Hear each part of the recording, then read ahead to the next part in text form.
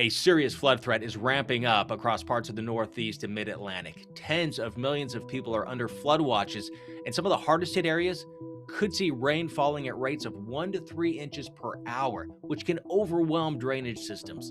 The highest flash flood threat includes New York City, Long Island, and parts of southern New England. Repeated thunderstorms will produce dangerous flash flooding, but the most intense rainfall will likely happen in narrow bands that are impossible to pinpoint until they begin to form.